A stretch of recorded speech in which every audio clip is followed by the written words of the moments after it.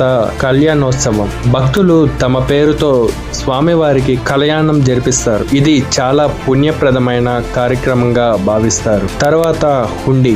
స్వామివారి హుండీలో సంవత్సరానికి 100 కోట్ల రూపాయలు బంగారం, నగలు పడతాయి. ఈ మొత్తం టీటీడీ ద్వారా పలు సేవా కార్యక్రమాలకు వినియోగిస్తారు. రోజుకి సగటుగా 1,00,000 మంది భక్తులు దర్శనం చేసుకుంటారు. ఇది గిన్నిస్ వరల్డ్ రికార్డ్స్ లో నమోదైన విషయం. మిత్రులారా, తిరుమల వెంకటేశ్వర స్వామి కేవలం ఒక దేవుని విగ్రహం కాదు. అది కోట్లాను కోట్ల భక్తుల ఆస్తి, ఆశ మరియు ఆత్మ.